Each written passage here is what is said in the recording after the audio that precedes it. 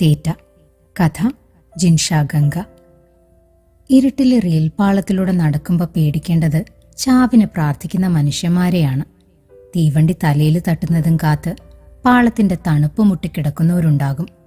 പാളം കിടക്കുമ്പോൾ കിടക്കുന്നവരെ എങ്ങാനും തട്ടി ബാലൻസ് തെറ്റി വീണാൽ പിന്നെ നോക്കേണ്ടി വരൂല, പാളത്തിൽ നിന്ന് പറക്കിയെടുക്കേണ്ടി വരും. അതങ്ങനെ ഓർത്തു നടക്കുമ്പോൾ പെട്ടെന്ന് ആര്യയുടെ മുഖം ഓർമ്മയിലെത്തി.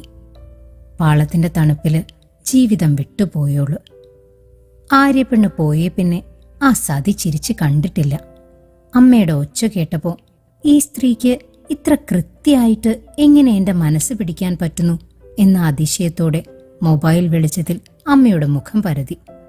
നീ ഇപ്പം ചിന്തിച്ചത് ആര്യനാന്ന് എനിക്കറിയായിരുന്നു. അമ്മ മുഖം തരാതെ പറഞ്ഞു. അല്ല, ഞാൻ ഒച്ച കടുപ്പിച്ചു. അമ്മയുടെ ഈ ഭ്രാന്തിനെക്കുറിച്ച. ലീവില്ലാന്ന് പറഞ്ഞിട്ടും വിളിച്ചു വരുത്തിയിട്ട്. തൊട്ടു മുൻപ് കടന്നുപോയ ട്രെയിനിൽ നിന്നും ആരോ വലിച്ചെറിഞ്ഞ ബിരിയാണിയുടെ മണം ഞങ്ങൾക്ക് ചുറ്റിനും പരന്നു. അന്നേരം ചെറുപ്പത്തിൽ ആര്യയോടൊപ്പം മുസ്തൂക്കയുടെ മോളുടെ കല്യാണത്തിന് പോയത് ഓർമ്മ വന്നു.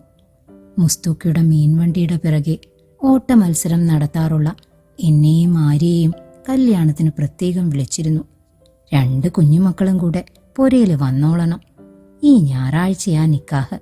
വന്നിട്ട് ബിരിയാണി വയറ് നിറയെ കഴിച്ചോ. ബിരിയാണിയുടെ മണത്തില് അപ്പ തന്നെ ആര്യയുടെ നാക്ക് മുങ്ങി. കുഞ്ഞിക്കണ്ണൻ ജ്വല്ലറിയുടെ പേരും പടവുമുള്ള ഒരു ഡയറി ഒട്ടിച്ചിട്ടുണ്ടായിരുന്നു അവളുടെ വീടിന്റെ ചുമരില്. അവളുടെ അമ്മ പണ്ടെപ്പോഴോ മോതിരം വാങ്ങിച്ചപ്പോ ജ്വല്ലറിക്കാര് വിലാസം എഴുതി മേടിച്ചതാണ്. അതിൽ പിന്നെ എല്ലാ പുതുവർഷത്തിലും അവരുടെ വക ഗ്രീറ്റിംഗ് കാർഡും കലണ്ടറും മുടങ്ങാതെ എത്തും.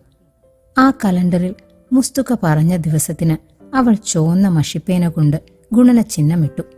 ഇതൊക്കെ ഇവൾ എവിടുന്ന് പഠിച്ചെടുത്തു എന്ന മട്ടിൽ ഞാൻ അന്തിച്ചപ്പോ അവൾ എന്നെ നോക്കി കണ്ണിറുക്കി. ഞായറാഴ്ചയിൽ സിനിമ കാണാൻ ടീച്ചറുടെ വീട്ടിലേക്ക് വിളിക്കുമ്പോൾ നീ വരാറില്ലല്ലോ എന്നൊരു ചോദ്യവും. അമ്മ വിടാത്തതാണെന്ന് ഞാൻ അവളോട് പറഞ്ഞില്ല. മിക്ക ശനിയാഴ്ചയിലും രാത്രിയില് അമ്മയോട് കെഞ്ചാറുണ്ട്. പിറ്റേന്ന് കുടുംബശ്രീയുടെ കുറിക്കുള്ള പൈസ എണ്ണിവെക്കുന്നതിൻ്റെ ഇടയിൽ കൂടെ അമ്മ കണ്ണുരുട്ടും. സിനിമ കണ്ട് തുള്ളാനും കരയാനും ഒന്നും പോണ്ട, അടുത്ത കൊല്ലം എങ്ങനെയും സ്കൂളിൽ വിടാൻ പറ്റുമോ നോക്കട്ടെ. പൈസ അടുപ്പിൻ്റെ അടിയിലുള്ള ടിന്നിനുള്ളിൽ വെക്കുമ്പോൾ അമ്മ പറയും. എന്നിട്ടും ചോദിക്കാൻ മുതിരുവാണേൽ കൈ എത്തുന്നിടത്ത് കീറ് കിട്ടും.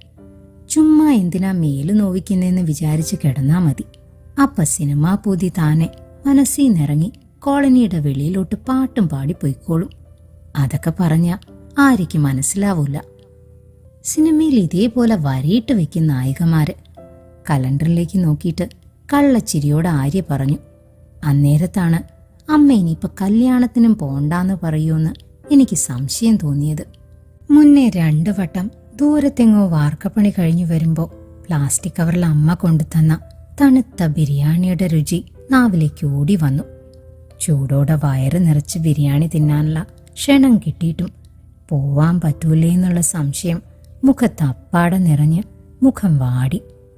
മുസ്തൂക്ക കല്യാണം വിളിച്ചൊന്നും അന്ന് വാർക്കപ്പണിയുള്ളോണ്ട് നീ ആര്യയുടെയും അവളുടെ അമ്മയുടെയും കൂടെ പോണമെന്നും അമ്മ ഇങ്ങോട്ട് പറഞ്ഞപ്പോ സന്തോഷത്തിൽ തലകുത്തി മറിയാൻ തോന്നി. രാത്രിയിൽ കിടക്കാൻ നേരത്താണ് അമ്മ അത് പറഞ്ഞത്. ചിമ്മിണിക്കൂട് കെടുത്തിയിരുന്നില്ല. അതിന്റെ വെട്ടത്തില് അമ്മയ്ക്കെന്റെ മുഖത്തെ ചിരി കാണായിരുന്നു. ഉണങ്ങിയിട്ടില്ലാത്ത മുടി മൂർത്തിയിൽ ചുരുട്ടി കെട്ടിക്കൊണ്ട് അമ്മ കണ്ണു കൂർപ്പിച്ചു. പോയിട്ട് ആരോടും താളം വിടാനൊന്നും നിൽക്കണ്ട, ഒരുപാട് നേരം വൈകാണ്ട് തിരിച്ചു വന്നോണം. ബിരിയാണി തിന്നിട്ട് അപ്പ തന്നെ ഓടി വന്നോളെന്ന് പറയാൻ നാക്ക് തുറന്നതാ. പിന്നെ തോന്നി വേണ്ടെന്ന്. തകര ഷീറ്റുകൊണ്ട് കെട്ടിയ ചുമര് നോക്കിയപ്പോ ഒരു കലണ്ടർ കിട്ടിയെങ്കിലെന്ന് അപ്പ തോന്നി. ആര്യയിട്ടത് മാതിരി വരകളിട്ട് വെക്കായിരുന്നു. ഇവിടെ അമ്മ ഒട്ടിച്ചു വെച്ചേക്കുന്നത് ചന്ദനത്തിരിയുടെ കവറിന്ന് മുറിച്ച ദൈവങ്ങളുടെ ചിത്രങ്ങളാണ്.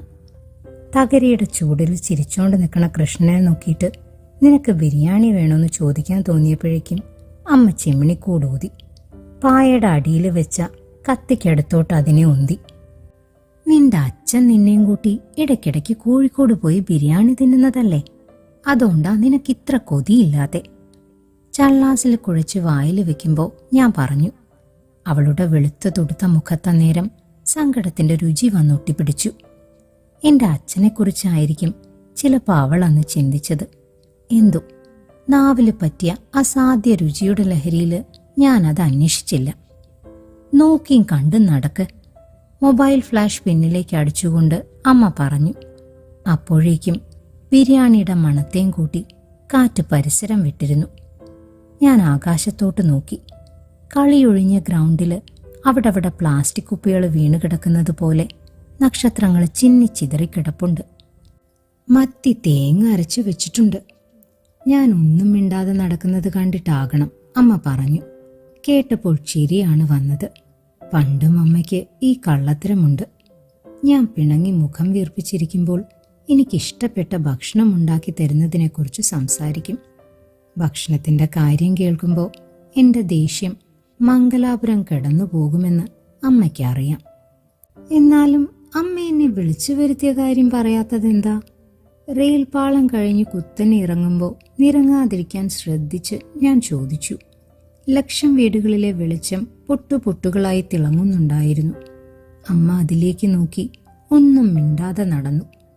അമ്മയുടെയും മിണ്ടാമുഖത്തിന് പിറകിൽ നന്നേ ഗൗരവമുള്ള എന്തോ കാര്യമുണ്ടെന്ന് അപ്പോഴെനിക്ക് തീർച്ചയായി.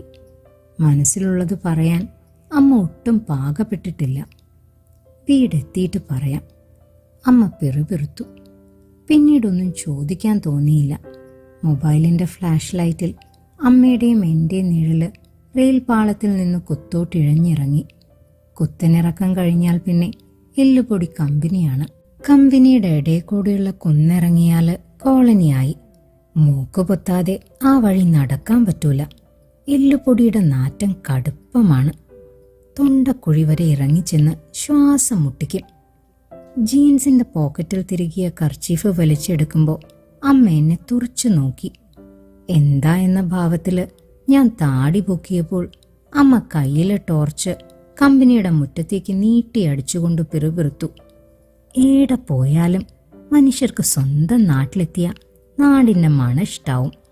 നിനക്കെന്താ പെണ്ണെ ഈ മൂക്കുചുളിപ്പ്? ഞാനൊന്നും മിണ്ടാൻ പോയില്ല. ബാഗ് നേരെയിട്ട് മൊബൈലിലെ ഫ്ലാഷ് ഓഫ് ചെയ്തു. ഇനി അങ്ങോട്ട് തെരുവിളക്കിന്റെ വെളിച്ചം കിട്ടിക്കോളും. കമ്പനിയുടെ പിറകിലൂടെയുള്ള ഇടവഴി പിടിച്ചാൽ കോളനിയിലെത്തും.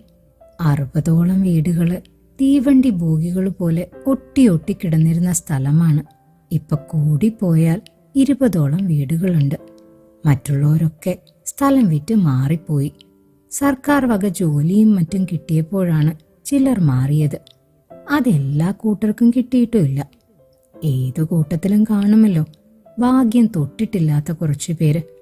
അമ്മ പറയുന്നത് പോലെ ഞാനും അമ്മയും ഇപ്പൊ കോളനിയിലുള്ള മറ്റു കുടുംബങ്ങളും ആ കൂട്ടത്തിൽ പെടുന്നതാണ്. അപ്പൻ്റെ നാട്ടിൽ താമസിച്ചിരുന്ന കാലത്ത് അമ്മയ്ക്ക് ഒന്നിനും മുട്ടില്ലായിരുന്നു.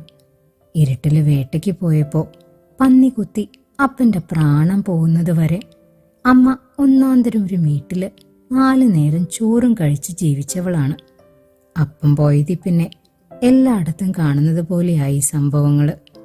അവിടെ നിൽക്കാൻ വയ്യ, ഇവിടെ നിൽക്കാൻ വയ്യ എന്നുള്ള അവസ്ഥ എത്തിയപ്പോൾ 3 വയസ്സുള്ള പെണ്ണിനെ ഒക്കത്തെടുത്ത് അമ്മ വാർക്കപ്പണിക്ക് പോയി തുടങ്ങി.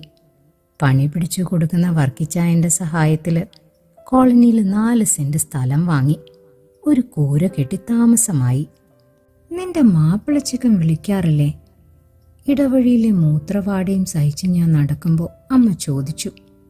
ബസ് ഇറങ്ങിയപ്പോൾ വിളിച്ചത് പിന്നെ അമൽ വിളിച്ചില്ലല്ലോ എന്ന് ഞാൻ അപ്പോഴാണ് ഓർത്തത്.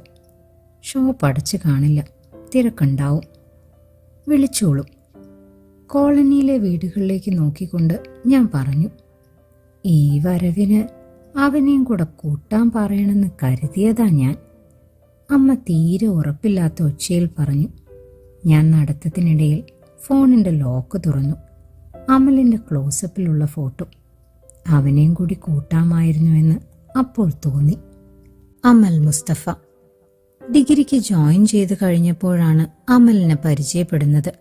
+2 അത്യാവശ്യം നല്ല മാർക്കോടെ പാസ്സായതുകൊണ്ട് BA ഇംഗ്ലീഷിന് ടൗണിലെ കോളേജിൽ സീറ്റ് കിട്ടി. അപ്പോഴേക്കും വീടൊക്കെ തകരം മാറ്റി കോൺക്രീറ്റ് ആക്കി മെച്ചപ്പെടുത്തിയിട്ടുണ്ടായിരുന്നു. കോളനിയിലെ വീടുകളൊക്കെ ഒരുവിധം കോൺക്രീറ്റ് ചെയ്തു കഴിഞ്ഞിരുന്നു. എന്നാലും കോളനിയിൽ നിന്ന് ആദ്യമായിട്ടാണ് ഒരു പെണ്ണ് ടൗണിലോട്ട് പഠിക്കാൻ പോകുന്നത്. 1-2 പേര് എതിര് പറഞ്ഞെങ്കിലും ബാക്കിയുള്ളവരൊക്കെ സന്തോഷത്തോടെ പൊയ്ക്കൊള്ളാൻ പറഞ്ഞത് എന്നെ അതിശയിപ്പിച്ചു. അതിലുമേറെ അതിശയിപ്പിച്ചത് കോളേജിലെ പിള്ളേരുടെ പെരുമാറ്റമായിരുന്നു. റെയിൽവേ കോളനിയിലെ പെണ്ണാണെന്നുള്ള പരിഹാസമോ റാഗിങ്ങോ ഉണ്ടായിരുന്നില്ല. കാലം പുരോഗമിച്ചിട്ടുണ്ടെന്നും മനുഷ്യർക്ക് വിദ്യ കിട്ടിയിട്ടുണ്ടെന്നും ഉറപ്പായത് അവിടെ എത്തിയപ്പോഴാണ്. ഹോസ്റ്റലും കോളേജും വല്ലാതെ ഇഷ്ടപ്പെട്ടു. അതിനിടയിൽ അമ്മ ഒരു മൊബൈലും വാങ്ങി തന്നതോടെ സംഗതി കളറായി. ഹോസ്റ്റലിൽ നിന്ന് ശനിയാഴ്ച വൈകുന്നേരം കോളനിയിലോട്ട് വരും, തിങ്കളാഴ്ച രാവിലെ മടങ്ങും. അങ്ങനെ ഒരിക്കൽ വന്ന് മടങ്ങിയതിൻ്റെ പിറ്റേത്തെ ചൊവ്വാഴ്ചയിലാണ് അമ്മയുടെ വിളി വരുന്നത്. പെട്ടെന്നൊന്ന് വാ എന്നൊറ്റ വാചകത്തിൽ അമ്മ കാര്യമൊതുക്കി. ബസ് ഇറങ്ങി റോഡ് കയറി പാളം മുറിച്ച് കിടക്കുമ്പോൾ തന്നെ അപകടം മനസ്സിലായി. ആരാണെന്ന് മാത്രമേ അറിയാനുണ്ടായിരുന്നുള്ളൂ. എല്ലുപൊടി കമ്പനിയുടെ മുറ്റത്തെത്തിയപ്പോൾ നിന്റെ കൂട്ടുപോയല്ലോ പെണ്ണേ എന്ന സാവിയമ്മാമ്മയുടെ നിലവിളിന്ന് തന്നെ സംഗതി പിടികിട്ടി. കൈയും കാലും വിറച്ചു കയറി. തുന്നി കെട്ടിവെച്ച് അവളുടെ മുഖം നോക്കി നീ എന്തിനാ മോളെ ഇത് ചെയ്തേന്ന് അലറി വിളിക്കുമ്പോൾ പിടിച്ചു മാറ്റാൻ ആരും വന്നില്ല. എന്തിനാ അവളത് ചെയ്തേന്നും ആരും പറഞ്ഞു തന്നില്ല. അവളെ പൊതിഞ്ഞ് ചുടുകാട്ടിലോട്ട് കൊണ്ടുപോയതും ഈ റെയിൽപാളത്തിലൂടെയാണ്. സതിയമ്മയുടെ കട്ടിലിന്റെ ചോട്ടില് 2 ദിവസം ഉറക്കമില്ലാണ്ട് കണ്ണും തുറന്ന് ഒരേ കിടപ്പായിരുന്നു.